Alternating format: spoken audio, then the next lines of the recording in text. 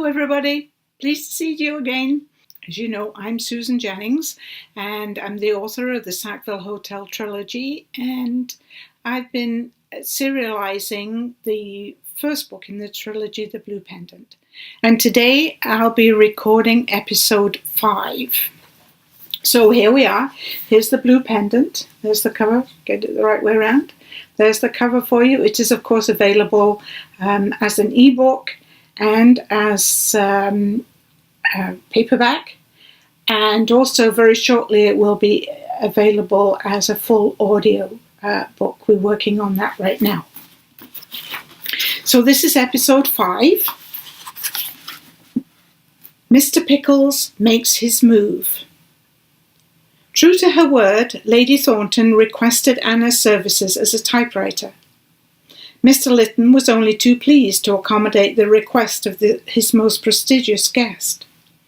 It reflected well on his front desk management abilities. Less than enthusiastic, Mr. Pickles gave his consent as long as Anna's absence did not inconvenience him. It was agreed that Anna would tend to Lady Thornton's correspondence on Tuesdays and Thursdays, from 1 o'clock until 2 o'clock, during his luncheon break. A typewriting machine and a small oak table were sent to suite 305. At first, Anna had difficulty seeing this grand lady without the ominous black feather tentacles. Anna could get flustered waiting for Lady Thornton to bark her displeasure or give unrealistic orders.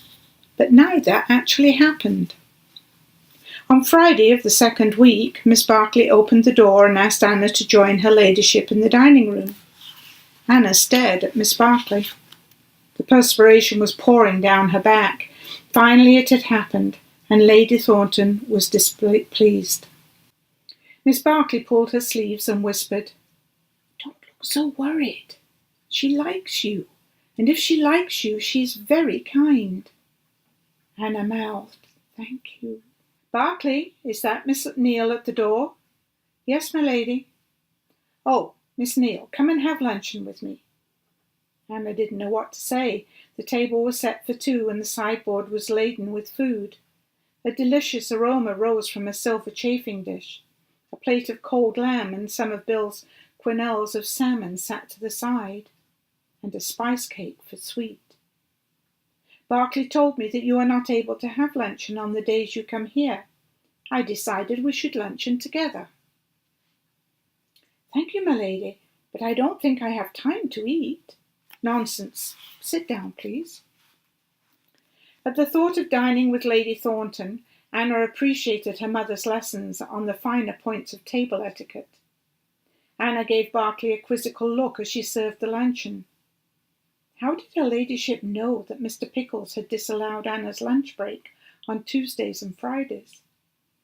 The quenelles of salmon were delicious. She must remember to compliment Bill. And the spice cake was exquisite. Had Bill known she was dining with Lady Thornton? And did he know spice cake was her favourite? The typewriting luncheon became a routine. Anna and Lady Thornton looked forward to their time together. Anna was no longer afraid of the grand old lady whose bark, as Mrs. Banks had said, was worse than her bite. Even Polly stopped telling Anna to get out, and Princess, the Pekingese, curled at Anna's feet as she worked. Lady Thornton talked about her husband and the horrors of the sinking Titanic and losing him in the freezing waters of the North Atlantic. She had a flair for the dramatic that captivated Anna. Anna talked about her friendship with Bill and Alex, insisting that romance was out of the question. The threesome was too important, she explained. "We have so much fun together. Saturday afternoon we go to the beach and then for tea at the pavilion, and sometimes to the cinema. Alex makes us laugh, and Bill, the deep thinker, makes us look for opportunities. I adore them both, and they adore me. It's a perfect friendship. Romance would spoil it." Lady Thornton remained silent. Her slightly raised eyebrows indicated she wasn't convinced, and if truth were known, neither was Anna. She had seen, but chose to ignore, the signs, the loving looks, the gentle touch, and the signs of rivalry between best friends. And it had not escaped her how her heart missed a beat when Alex touched her arm, or when Bill comforted her after a bad day. She told herself it wasn't possible to love both men in a romantic way, so it had to be friendship.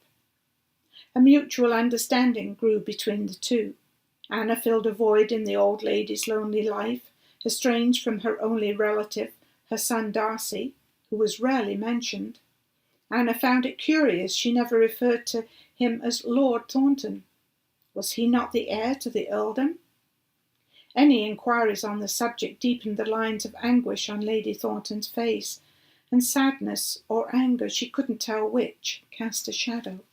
On the Friday of the August Bank weekend, Anna noticed the letter she was typing was addressed to a friend in India. The typewriter machine keys bounced with excitement, and she began to babble. Did I ever tell you that my Uncle Bertie, who travels to India, actually travels all over the world? He's even done business with Red Indians in North America, and last year he was in South Africa. Yes, Anna, you have many times. You admire your uncle, Lady Thornton sighed. I have dreamed of travelling ever since I was a child. My brother Charlie and I love to listen to Uncle Bertie's stories. It's not easy for a young woman to travel.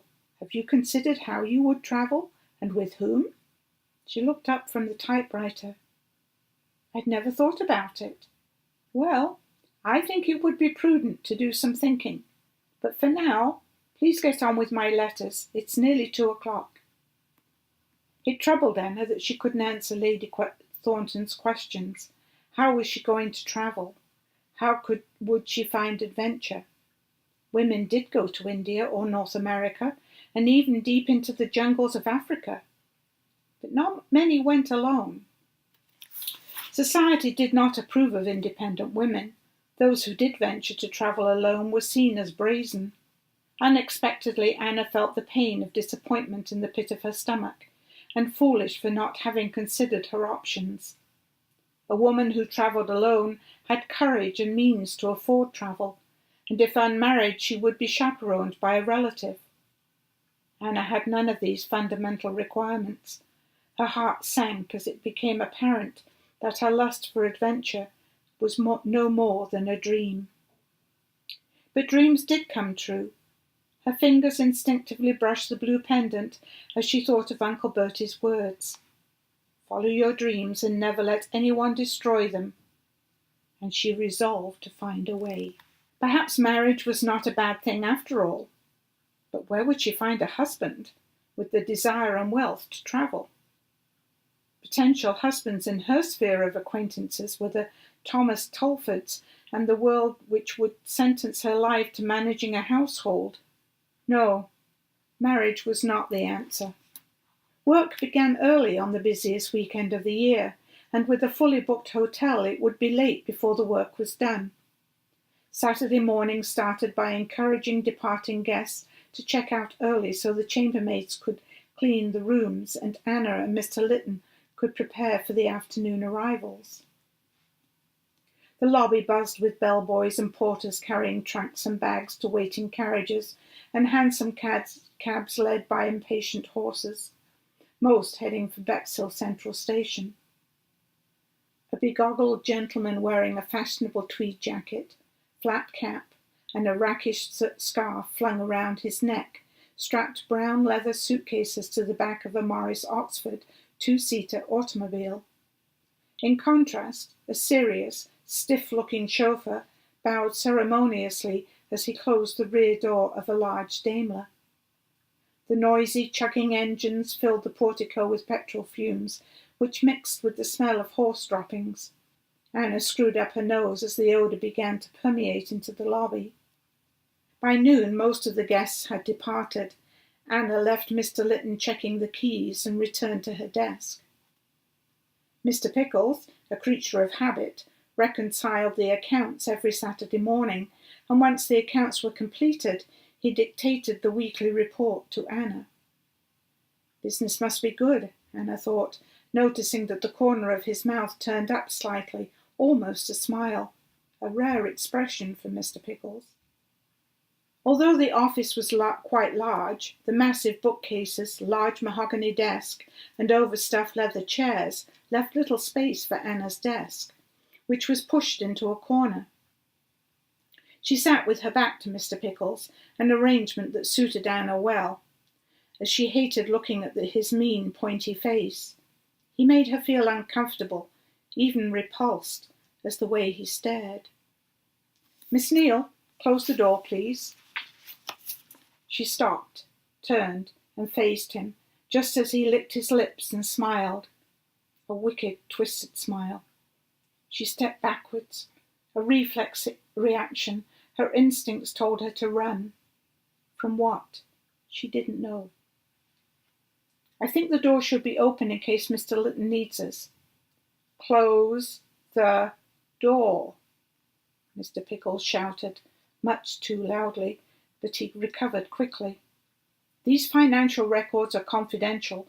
I would like you to come over here and check these numbers." Anna hesitated and inched her way towards the door, dread filling her chest. She had a choice. If she ran, she would be dismissed. If she gave the door a gentle push, it might not close completely. She pushed gently. Her pulse pounded in her temples as she took a timorous step towards the big mahogany desk. Her hand on her stomach, she felt sick. Instinctively, she now understood. He wanted to touch her. "Mr. Pickles, I think perhaps I should see if Mr. Litton needs any assistance. It has been a busy morning and," looking into his cold, cruel ferret eyes, she dare not say another word. "I said, come and look at these numbers." Anna stopped at the side of the desk. He grabbed her arm and pulled her to his side, pointing to the ledger in front of him. Anna had no choice but to move closer to him in order to read the ledger. She froze. His hand had moved from her arm to her skirt. Bile rose in her throat as the intense heat from his hand pressed into her thigh. She looked down at the ledger on the edge of the desk. To her horror, she saw his hips thrust forward and the bulge in his trousers kept moving and growing larger. It was grotesque. She didn't understand what was happening. Terror consumed her. An involuntary scream escaped from her lips as she felt his hand slide over her hip to the front of her skirt and up to her blouse, his fingers creeping between the buttons. The top of his head leaned against his bosom. His comb-over strands were wet. His breathing was heavy and emitting guttural sounds as he began thrusting his hips. She jumped away from him, knocking the desk lamp over. It bounced off the desk and dropped to the floor with a loud thud. The baize door burst open. "What is going on?" Mrs. Banks stood at the door. Mr. Pickles quickly composed himself and sat up straight, but he did not stand to greet Mrs. Banks. "Everything is fine, Mrs. Banks." Miss Neal knocked the lamp over while looking at the ledger. "That will be all, Miss Neal. Pick up the lamp, please. Mr. Litton needs your assistance at the front desk." Mr. Pickles' voice trembled slightly. "Yes, sir," Anna whispered. She was shaking all over and she could not bring herself to look at Mrs. Banks. She felt ashamed. The lobby was relatively quiet between noon and 4 o'clock on Saturdays. Mr. Litton was ready to leave for lunch when Anna appeared from the office. "Miss Neal, what is the matter? You look distraught. Are you ill?" Mr. Litton's face expressed genuine concern. Anna took a deep breath, trying to keep her words even and hold back tears. "Oh, you know, Mr. Pickles, I knocked the lamp over and that displeased him." "You don't look well. Why don't you leave early today? Miss Jenkinson take over until I get back from luncheon. I was going to ask you to come back early this afternoon. We have many guests arriving on the afternoon train. That will give you some extra time. Perhaps you need to lie down. You really don't look well. I could ask Miss Jenkins to stay until this evening." Mustering as much strength as she could to stay calm, she managed to say, "Thank you, Mr. Litton. That won't be necessary. I would like to take luncheon early, and I will be back for 3:30. The kindness in Mr. Litton's voice made Anna want to cry. The tears began spilling gently down her cheeks as she walked towards the staff dining hall. Hearing voices, she realized everyone would be eating. There would be too many questions, and she needed to be alone. Turning around in the passageway, Anna bumped into Mrs. Banks. "Pay attention, miss." Without finishing her sentence, Mrs. Banks guided the weeping Anna into her sitting room. "Whatever is wrong, Anna?" When Anna didn't answer, Mrs. Banks continued, "Does it have something to do with the commotion in Mr. Pickles' office today?" Anna crossed her arms and wrapped them snugly around her trembling body, the tears escalating to sobs. Her words were not making sense. Mrs. Banks gently laid her hand on Anna's shoulder. "Whatever he did to you, you must tell me." Mrs. Banks blurted heatedly and added, "And I'll make sure it never happens again. I will call for some tea. That will calm us both." "Anna," Sophie said when she arrived with the tray, anxiety creasing her face. Mrs. Banks shook her head to silence Sophie. "But, Mrs. Banks, Anna and I are friends, and I have never seen her like this." Sophie searched Anna's face for an explanation. Anna turned away from Sophie's gaze. "Anna is not feeling well, Miss Romano. Could you check that the maids have finished the second and third floor bedrooms? I will stay with Anna for a while." The hot tea calmed them both.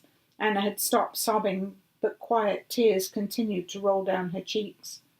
She felt violated and dirty. She was afraid to tell Mrs. Banks about the bulging trousers because she didn't understand what had happened or what she had done to cause such an attack.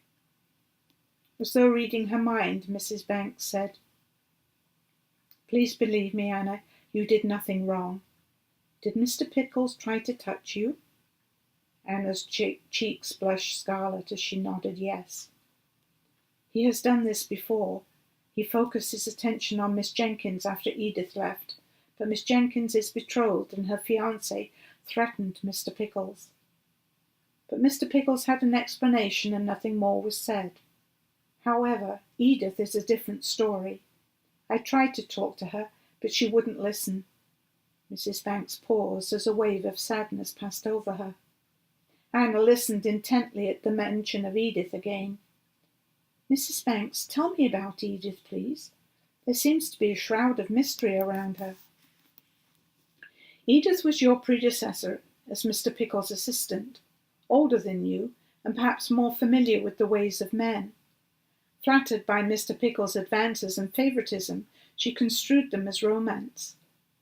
Interpreting the secrecy as a way around hotel policy, Edith was convinced he would leave his wife and court her openly. When she became with child, Mr. Pickles denied all, accusing Edith of being a loose woman and blaming one of the stable boys for her condition. Both of them were dismissed." Mrs. Banks gulped back in emotion, her voice shaking. "And there was nothing I could do. The truth that Edith was carrying his child could never be proven. He had ruined 3 lives.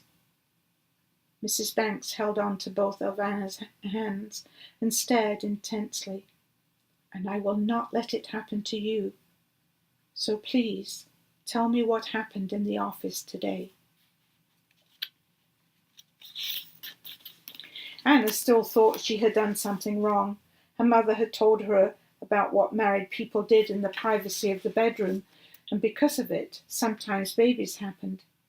Mr. Pickles' behavior wasn't like that, and they certainly were not married. But if Edith thought she was going to get married, maybe that was different. She was confused, and Mrs. Banks seemed to know the answer. Anna held on to Mrs. Banks' hands and began to tell her how uncomfortable she felt near Mr. Pickles. She then related exactly what had happened in the office that morning. What he did was wrong. He wants to seduce you in a perverted way. You did nothing wrong. Edith mistook his lust for love. What he does is not love. It is sick and abnormal. But he is a man, and the most powerful man in the hotel. He makes his lies believable, and he is not averse to fabricating untrue stories as an explanation.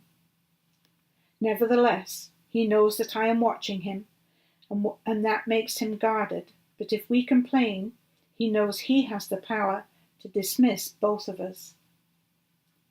Anna's hand covered her face as she realized the enormity of the situation. Her tears turned to anger for Edith and her child, and the poor innocent stable boy, and anger for her own situation. Mrs. Banks saw the change in Anna and was hopeful that Edith's demise would not be repeated. I have to get back to check that the sweets have been prepared properly, so I must leave you, Anna, Mrs. Banks said, looking at the clock on the mantelpiece. We have many new guests arriving today. Stay here and rest for a while. It is private. I will come by later. Would you tell Mr. Walker and Mr. Blaine that I have a headache and won't be joining them for tea today? Alone with her thoughts, a shudder rippled down her back as she thought of Mr. Pickles' fingers on her blouse, and what might have happened if Mrs. Banks hadn't come in when she did. She had to use her head and figure out how to deal with the situation. Of course, she could hand in her notice, but then she would have to tell the family. Papa would be furious with Uncle Bertie, who had promised that Anna would be chaperoned and safe. No, that wasn't the answer, but she thought Uncle Bertie was the answer. Deciding not to wallow in self-pity, she had to make sure it didn't happen again. First, she thought, I have to move my desk out of his office, and if he disapproves, which he will, I will threaten to disclose all to Uncle Bertie. At that moment, Anna made a promise to herself that somehow, someday, she would make Mr. Pickles pay for the lives he had ruined. Mrs. Banks interrupted her thoughts. Anna, it's 3:00. Are you feeling well enough to go back to work? Yes, I'll go and freshen up. I told Mr. Litton I would be back for 3:30. Anna paused, deciding to tell Mrs. Banks her thoughts. Mrs. Banks, I would like your permission to move my desk out of the office. I think it will fit by the telephone exchange. Trying to sound matter-of-fact, she listened to her own voice and was surprised at the calmness. Dictation, she thought. There's no way around that. I have to be in his office. I'll ask Carter to move the desk for you. You have my permission, but understand that Mr. Pickles will be most upset. I don't trust his temper. Anna, I'm afraid for you and your position. I thought about that too. Miss Jenkins was able to stop his advances after her fiancé threatened him. I don't know if you are aware, but my Uncle Bertie is a colleague of Mr. Pickles. If he insists that the desk stay in the office, or he threatens to give me notice, I will threaten to tell Uncle Bertie, not just about his behaviour towards me, which would make Uncle Bertie very angry, but also about Edith. I don't think even Prickly Pickles will challenge that. Anna, I think that will work. Please be careful. He's a slippery character, and though he doesn't deserve your respect, it's not a good idea to call him Prickly Pickles. No matter what happens, he is highly respected by the owners of this hotel, who in turn are highly respected businessmen. Most, if not all gentlemen, think nothing of taking advantage of women in their employ and find it quite acceptable to have discreet love affairs, and unfortunately some maids are willing partners. However, gentlemen will usually draw the line at perverted or deviant behaviour, although they are apt to look the other way rather than dealing with the situation. I don't think they are willing, Anna said defiantly. They are afraid to say no. Be that as it may, Anna, be careful. Anna ran upstairs to her room, feeling dirty. She needed to wash and change. Tiredness overwhelmed her, and she lay on her bed in her petticoats. The afternoon events swirled in her head, events that were going to be difficult to forget. Once again she vowed her revenge on Mr. Pickles. The bedroom door opened and Sophie's voice woke Anna. "There you are! Are you feeling better? What happened?" Anna sat up, trying to process why she was lying in bed in her petticoat in the middle of the afternoon. "Sophie, what time is it? I must have dozed off." Sophie stared, intently ignoring Anna's question. "Did Mr. Pickles do something to you?" "How did you know? Oh no, does everyone know?" "Of course not. Mr. Litton mentioned at luncheon that you didn't look well, and then, as you know, I saw you in Mrs. Banks' sitting room. It isn't difficult to guess that something was wrong. I thought it had to do with Prickly Pickles. You see, I know about Edith." Sophie took a breath and gave a little cough. "He tried touching me." She shuddered. "It's easy for me to stay out of his way, but you have to work with him." "Sophie, it was awful, but I don't have time to talk. I have to get to the desk. I promised Mr. Litton I would come back early. Is it 3:30 yet?" Anna looked at Sophie's worried face. "I'm feeling better now, honestly. Don't worry, we'll talk later." Anna opened the cupboard door and grabbed a clean blouse. "Alex and Bill," Anna hesitated. "Do they know?" "They are worried about you, and Bill was looking for you, but I doubt they know anything. I didn't tell them, and Mrs. Banks wouldn't say a thing." It was almost 4:00 when Anna got to the front desk, but Mr. Litton just smiled. "Are you feeling better, Miss Neal?" Anna nodded, apologized for her tardiness, and hurriedly greeted an arriving guest. It was the busiest day she had ever experienced at the Sackville. Neither she nor Mr. Litton had time to take a break. It was 10:00 before all the guests were settled, and Mr. Litton could leave for the weekend. As soon as George arrived at his post, Anna went into the staff dining hall to make some tea. The kitchen still sounded busy. The dining room would be opened late tonight. Aware that Bill was suspicious of Mr. Pickles' actions, she didn't want to face him. Although Anna had always implied the difficulties related to her typing or the telephone, Bill never seemed satisfied with her explanation, and she didn't know if she could hide the truth from him.